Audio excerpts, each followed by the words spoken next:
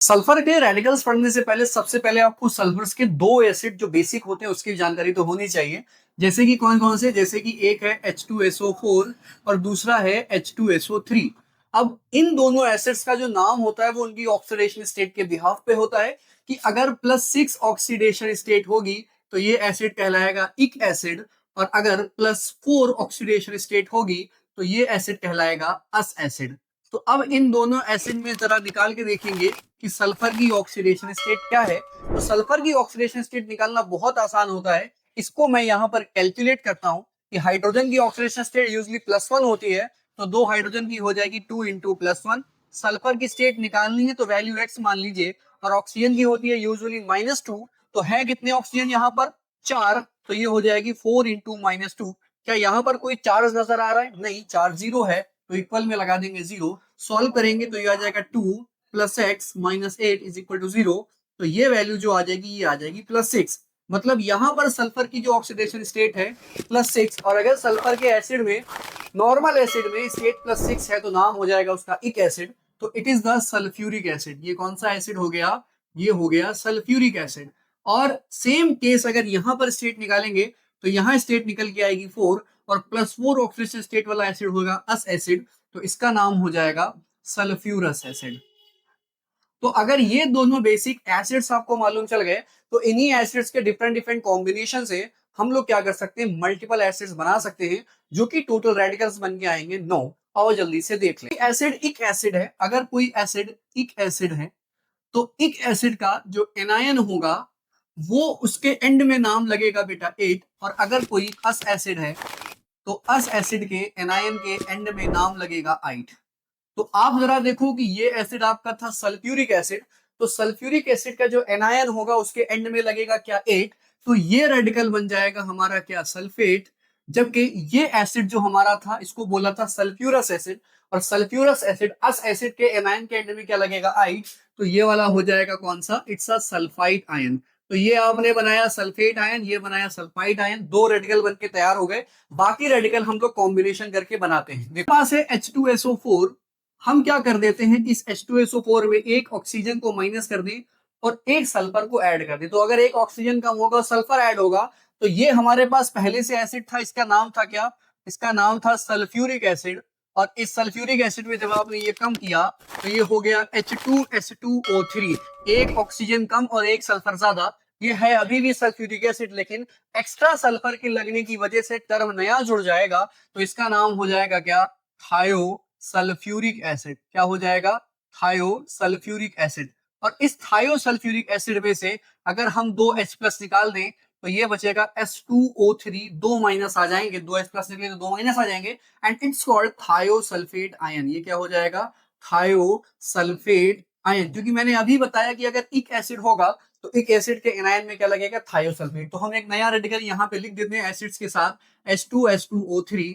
तो ये बन के तैयार होगा it's a S2O3 minus minus, it's a thiosulphate ion. अब हम लोग आ जाते हैं एक नए रेडिकल को बनाते हैं। देखते हैं, दो सल्फ्यूरिक एसिड के मॉलिक्यूल को हम हीट करेंगे। तो दो सल्फ्यूरिक एसिड के मॉलिक्यूल को हमने हीट करा, और जब कभी भी हीट करते हैं तो हीट के लिए टर्म इस्तेमाल करते हैं पायरो। क्या इस्तेमाल करते हैं? पायरो। अच्छा, जब हमने हीट करा होगा तो एक वाटर का मॉलिक्यूल निकल जाता है। वाटर का मॉलिक्यूल निकलेगा तो फॉर्मूला बनेगा H2S2O7। चार हाइड्रोजन थे, दो निकल गए तो दो बचे, सल्फर दो हो गए, ऑक्सीजन 8 थे, एक निकल गया तो यहाँ पर 7 बचा। तो इस एसिड का नाम हो जाएगा क्या? Pyro sulphuric acid. क्या नाम हो जाएगा? Pyro sulphuric acid. Pyro term इस्तेमाल क्यों करा? क्योंकि मैंने हीट करके करा था, और इस एसिड का नाम आप पहले से जानते थे, ये था सल्फ्यूरिक एसिड। तो सल्फ्यूरिक एसिड को हीट करा तो क्या बन गया? Pyro sulphuric acid. एक एसिड होगा तो एनायन को क्या बोलेंगे? 8। तो इसका भी एनायन बना देते हैं, दो H+ आप यहाँ पे निकाल दीजिए, और ये S2O7 माइनस माइनस, तो इसका नाम हो जाएगा क्या? इसका नाम हो जाएगा पायरोसल्फेट आयन। तो हमने एक और रेडिकल बना लिया, लिख देते हैं यहाँ पर रेडिकल के साथ में, इट्स H2S2O7। तो दो H निकलेंगे तो ये S2O7 माइनस माइनस, नाम हो जाएगा पायरोसल्फेट आयन। पायरोसल्फेट आयन। अगले रेडिकल पे आते हैं, जल्दी से देखो अगला। अब के हम लोग सल्फ्यूरस एसिड लेते हैं, it's a sulphurous acid, it's a H2S2O3। इसके दो मॉलिक्यूल लेते हैं और हीट कर देंगे। मैंने बोला हीट लिखोगे तो पायरो टर्म इस्तेमाल कर लेना, वाटर का मॉलिक्यूल निकल जाएगा। 4 हाइड्रोजन थे, 2 निकल गए तो सिर्फ 2 ही बचे होंगे। सल्फर 2 थे तो यहाँ सल्फर 2 लिख देते हैं। ऑक्सीजन 6 है, 1 निकल गया तो 5 बचेगा, तो ये हो जाएगा H2SO5। ये कौन सा एसिड था, मैंने पहले ही नाम बोल दिया था। मैंने कहा था इसका नाम सल्फ्यूरस एसिड है, अस एसिड है। क्यों अस एसिड था, क्योंकि सल्फर की स्टेट यहाँ पे कितनी थी, +4 थी। तो अगर ये सल्फ्यूरस एसिड से आपने हीट करके पानी निकाला तो इसका नाम हो जाएगा क्या, इसका नाम हो जाएगा pyro sulphurous acid. Pyro sulphurous acid, ये इतना ही आसान है। अगर सिंपल वे में किसी भी चीज को पढ़ा जाए तो मेरे हिसाब से वो एकदम डेप्थ समझ में आती है, इन डेप्थ समझ में आती है। तो पायरो सल्फ्यूरस एसिड से आपने 2 H+ निकाल दिए और बचा क्या, H2O5 माइनस माइनस। तो अब इसका नाम हो जाएगा, अस एसिड है तो अस एसिड के एनायन के साथ क्या लगेगा, आइट। तो इसका नाम हो जाएगा क्या, इसका नाम हो जाएगा पायरो सल्फाइड आयन। क्या नाम हो जाएगा, पायरोसल्फाइड आयन। तो नया हमारे पास रेडिकल आ गया। इस रेडिकल को यहाँ लिख लेते हैं उसके एसिड के साथ, इसका H2S2O5। तो यहाँ पर H+ निकल जाएगा तो H2O5 माइनस माइनस, तो इसका नाम हो जाएगा पायरो सल्फाइड आयन। अभी जो पायरोसल्फाइड आयन है या जो पायरोसल्फ्यूरस एसिड है, इसमें से हम एक ऑक्सीजन को और कम कर दे तो ये H2S2O4 बन जाएगा। और ये पायरोसल्फ्यूरस एसिड से बन जाएगा हाइपोसल्फ्यूरस एसिड। तो इसका नाम हो जाएगा क्या, इसका नाम हो जाएगा हाइपो सल्फ्यूरस एसिड। और इस हाइपोसल्फ्यूरस अस एसिड है तो अस एसिड के एनायन क्या होते हैं, आइट लग जाता है। तो 2H+ आपने निकाल दिया, H2O4 माइनस माइनस, तो इसका नाम हो जाएगा, इसका नाम हो जाएगा हाइपोसल्फाइड आयन। और ये हाइपोसल्फाइड आयन हम यहाँ पे लिख लेते हैं। एक और रेडिकल हमारे पास जुड़ गया, ये था H2S2O4।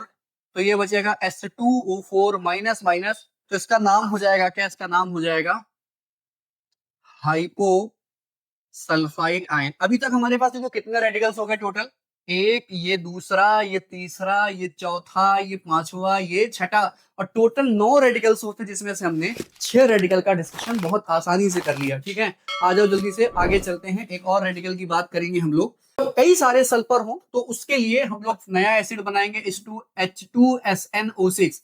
यहाँ पर जो N है ये 2 से ज्यादा हो सकता है, मतलब 3 भी हो सकता है, 4 भी हो सकता है, 5 भी हो सकता है।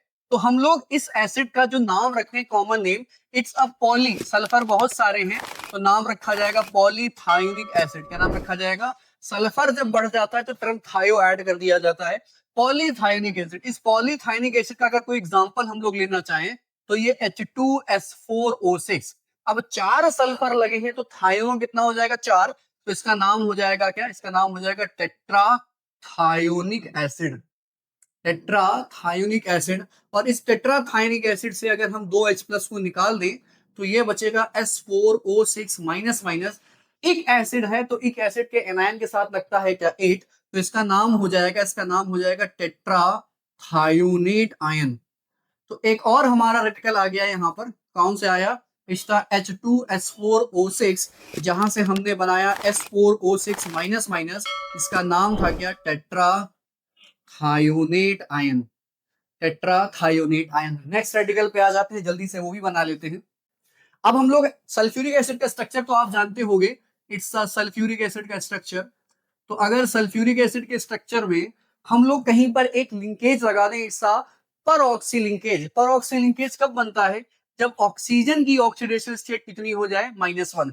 तो इस तरह का जो ऑक्साइड होगा, इट्स O2 और 2 माइनस, तो इसको बोलते हैं बेटा परऑक्साइड। क्या बोलते हैं, परऑक्साइड आयन। तो ये परऑक्साइड आयन अगर सल्फ्यूरिक एसिड में पाया जाएगा तो इस सल्फ्यूरिक एसिड का नाम जो था, इसका नाम पहले से हमने रखा हुआ है सल्फ्यूरिक एसिड, लेकिन इसमें हम ले आ रहे हैं क्या, परऑक्साइड लिंकेज। तो परऑक्सी लिंकेज जब लेकर आएंगे तो हमारा स्ट्रक्चर जो होगा वो ऐसा बनके तैयार हो जाएगा। जरा देखो कि मैं इसमें परऑक्सी लिंकेज ले आया, तो ये देख रहे हो आप, यहाँ पर परऑक्सी लिंकेज आ गया। तो परऑक्सी लिंकेज आने की वजह से है तो ये सल्फ्यूरिक एसिड, लेकिन अब नाम हो जाएगा क्या इसका, परऑक्सी मोनो सल्फ्यूरिक एसिड। या इसका एक नाम और हो सकता है, इसको लिख सकते हैं पर ऑक्सो सल्फ्यूरिक एसिड, या इसी को बोल सकते हैं क्या, पर सल्फ्यूरिक एसिड। और इसका एक घर का नाम भी होता है, इसी को कैरोज एसिड भी बोलते हैं। क्या बोलते हैं, कैरोज एसिड भी बोला जाता है। मतलब आप जो ये बना के रखे हो it's a H2S2 sorry H2SO5, तो हमारा जो फॉर्मूला बना इट्स अ H2SO5, यहां से दो H प्लस को निकाल दीजिए तो SO5 जो हो जाएगा ये हो जाएगा माइनस माइनस। तो ये बताओ कि ये इक एसिड था ना, ये इक एसिड था, तो इक एसिड के एनायन के साथ क्या लगता है बच्चों, 8 लगता है, तो इसका नाम हो जाएगा परऑक्सो सल्फेट आयन। क्या हो जाएगा, परऑक्सो सल्फेट आयन या परऑक्सो मोनोसल्फेट आयन। मतलब हमें एक और रेडिकल मिल गया इसके फॉर्म में, इट्स द H2SO5 के फॉर्म में। तो यहाँ पर SO5 माइनस माइनस, तो इसका नाम क्या हो जाएगा, परऑक्सो सल्फेट आयन। ठीक है, तो एक रेडिकल हमने और लिख लिया। अब आ जाते हैं एक लास्ट रेडिकल पे, जल्दी से देख लो उसको भी। अब हम लोग बात करने वाले हैं परऑक्सो डाइसल्फ्यूरिक एसिड, इसकी बात करने वाले हैं।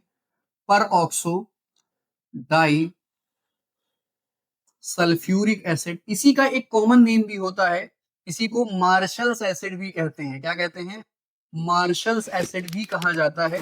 इसका फॉर्मूला जो होता है इट्स H2S2O8 होता है, पर इसमें परऑक्सी लिंकेज भी होगा, तो स्ट्रक्चर बना लेते हैं इसका।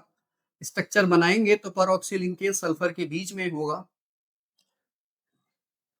ये देखिए इसमें पर ऑक्सी लिंकेज आया कि नहीं आया, पर ऑक्सी लिंकेज जब आता है तो इसका मतलब ऑक्सीजन की ऑक्सीडेशन स्टेट यहाँ पर कितनी होती है, माइनस माइनस। तो इसका नाम जो है इट्स पर ऑक्सी डाइसल्फ्यूरिक एसिड। मतलब इसमें से अगर हम दो H प्लस आयन निकाल देंगे तो बचेगा H2O8 माइनस माइनस, और ये हमारा इक एसिड था, तो इक एसिड के एनायन को बोलते हैं बच्चों क्या, 8। तो इसका नाम हो जाएगा क्या, पर ऑक्सो डाइसल्फेट आयन। तो एक और रेडिकल हमारे पास आ गया, एक रेडिकल आया तो इसका H2S2O8, जहां से आपने S2O8 माइनस माइनस रेडिकल निकाल दिया, और इसका नाम हो गया क्या, पर ऑक्सी या पर ऑक्सो डाई सल्फेट आयन। एक रेडिकल हमारे पास ये आ गया। लेकिन एक इंपॉर्टेंट बात ये है कि हम लोग जब पायरोसल्फ्यूरिक एसिड की बात करते थे तो पायरोसल्फ्यूरिक एसिड को एक नाम ओलियम या फ्यूमिंग सल्फ्यूरिक एसिड के नाम से भी जाना जाता था। इसको फ्यूमिंग सल्फ्यूरिक एसिड क्यों कहा जाता है, जल्दी से उसको भी देख लेते हैं। देखो ये जो पायरोसल्फ्यूरिक एसिड है, पायरो सल्फ्यूरिक एसिड, इसका फॉर्मूला होता है H2S2O7। इसी को जब बॉटल में रखा जाता है तो बॉटल में ये टूटने लगता है, किसमें, H2SO4 में और SO3। तो SO3 की बॉटल्स में फ्यूम्स आ जाती हैं, और फ्यूम्स आने की वजह से ही इस पायरोसल्फ्यूरिक एसिड को फ्यूमिंग सल्फ्यूरिक एसिड भी बोल दिया जाता, या इसी का एक नाम होता है बच्चों क्या, ओलियम। लेकिन जब ये बॉटल में फ्यूम्स होती हैं तो इन्हें सूंघा नहीं जाता।